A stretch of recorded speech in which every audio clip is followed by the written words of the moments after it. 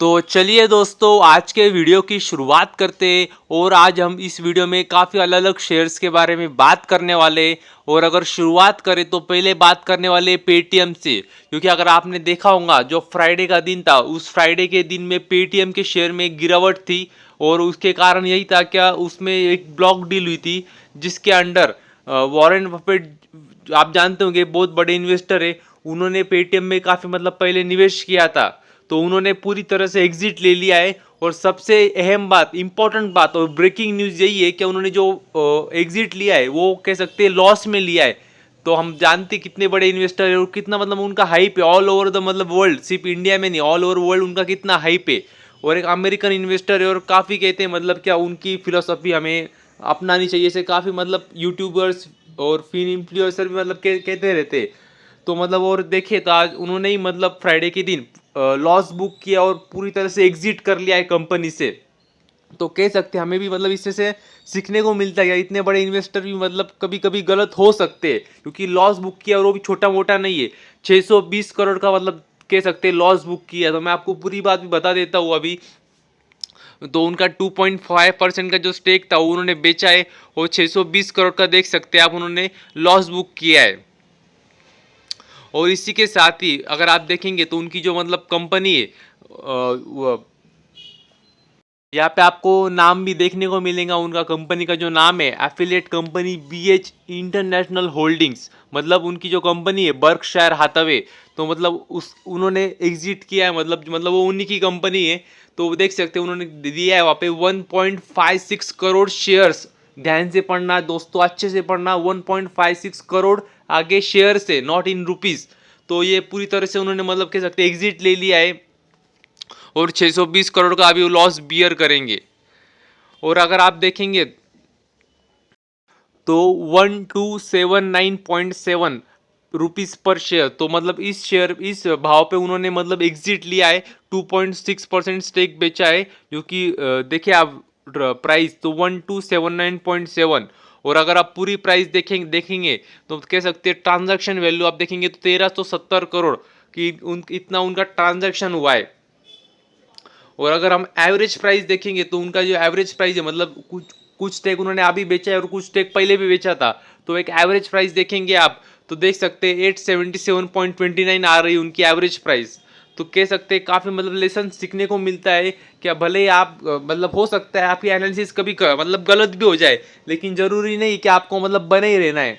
मतलब होल्ड भी जो ही शेयर करने होते हैं जिसमें मतलब एक आसार हो, क्या वो बढ़ सकता है, अच्छी ग्रोथ पोटेंशियल दिखा सकता है। और कभी आपको ध्यान में आए कि गलती हो गई है तो मतलब ईगो को साइड में रख के प्रॉफिट भी बुक करना पड़ता है। और ये बहुत ही मुझे अच्छा लगा कि ये आपको भी सीखना चाहिए, पता होना चाहिए कि वॉरेन बफेट को भी लॉस मतलब हो चुका है, मतलब हुआ है अभी।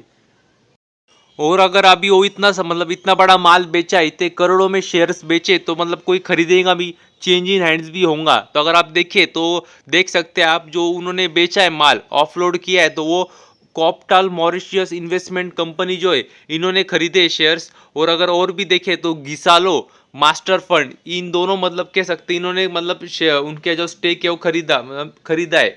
और अगर आप देखिए कॉप्टल मॉरिशस इन्वेस्टमेंट ने 1.19% और गिसालो मास्टर फंड ने 0.67% स्टेक लिया है पेटीएम में। और एक बात है जो मैं आपको कहना चाहता हूँ यहाँ पे, कि एक मतलब कह सकते हैं उड़ती उड़ती खबर भी यही आई है कि उन्होंने जो मतलब ये लॉस बुक किया है उसका और एक रीज़न ये भी है कि आप जानते होंगे, मैंने एक वीडियो भी बनाया था, आरबीआई ने जो नया रूल लाया है अभी जो अनसिक्योर्ड लोन के लिए, तो मतलब उससे भी कुछ हद तक मतलब इम्पैक्ट गिर सकता है पेटीएम के शेयर पे। तो मतलब ये भी एक रीज़न है, मतलब ये अनऑफिशियल न्यूज़ है, मतलब उड़ती उड़ती मतलब खबर है, पता नहीं कितना सच है। तो ये भी एक रीज़न हो सकता है। तो चलते हैं हम अभी हमारे अगले न्यूज़ पे। और अगर हम आगे बात करें तो अभी आगे जो बात करने वाले वो केपीआई ग्रीन एनर्जी लिमिटेड, इसके बारे में बात करने वाले हैं। और जिनको नहीं पता होगा कंपनी क्या काम करती है, तो सब नाम में ही एक ग्रीन एनर्जी मतलब सोलर में काम करती है। और बहुत ही अच्छी खासी मतलब कंपनी भाग रही काफ़ी समय से, छोटी कंपनी है, ऑर्डर मिलते जा रही, कंपनी भाग रही है। और आप देखेंगे तो इनको और एक नया ऑर्डर मिला है परसों के दिन ही। तो देख सकते हैं उन्होंने दिया है यहाँ पे 4.66 मेगावाट सोलर पावर प्लांट का इन्हें ऑर्डर मिला है। और वो कौन से सेगमेंट के अंदर, तो देख सकते हैं उन्होंने कहा है सीपीपी सेगमेंट, मतलब कैपेटिव पावर प्रोड्यूसर सेगमेंट में इनको ये ऑर्डर मिला है। तो इनके और भी सेगमेंट है, जैसे आईपीपी भी एक सेगमेंट उनका आईपीपी, और ये भी एक सीपीपी। तो इन्हें सीपीपी के अंडर ऑर्डर मिला है। तो कह सकते हैं काफ़ी अच्छी बात है कंपनी के लिए, क्योंकि जो छोटी कंपनी होती है उनको यही मतलब कह सकते हैं एडवांटेज भी है, डिसएडवांटेज भी है। अगर उनको ऑर्डर मिलते रही तो कंपनी मतलब भागते रहती है। और अगर छोटी कंपनी को ऑर्डर नहीं मिली मतलब ज़्यादा समय के लिए, तो कंपनी फिर मतलब आपको देखेंगे जो क्वार्टरली रिजल्ट है वो भी डाउन आएंगे और कंपनी फिर गिर जाएंगी। तो एक अच्छी बात है, इनको ऑर्डर मिलते ही जा रहे हैं और सेक्टर भी इतना बढ़िया है, अमेजिंग है, तो अच्छी बात है। और अगर आप देखेंगे तो उन्होंने ये भी कहा है, क्या उन्होंने मतलब देखेंगे तो उन्होंने कहा है till date have cross 143 plus megawatt under CPP segment of the company. तो कह सकते हैं 143 प्लस मेगावाट को उन्होंने अभी तक आंकड़ा मतलब छू लिया है, क्रॉस कर दिया है, और वो भी सिर्फ under CPP segment, IPP segment का अलग है मतलब। तो कह सकते हैं काफ़ी अच्छी बात है। और अगर आपने इसको एनालिसिस भी किया होगा तो इन्होंने बहुत ही अच्छी एक बात कही थी। उन्होंने कहा था कि हमारा टारगेट है 2025 तक 1000 मेगावाट को मतलब जो टारगेट उसको छूना है। तो इनका जो टारगेट है देखेंगे काफ़ी बड़ा है, 1000 मेगावाट का इनका टारगेट है। और अभी सीपीपी के अंदर ही सिर्फ इनका 143 हुआ है। तो कह सकते हैं आईपीपी का भी मिला दे तो मतलब 500 के ऊपर तो नहीं है।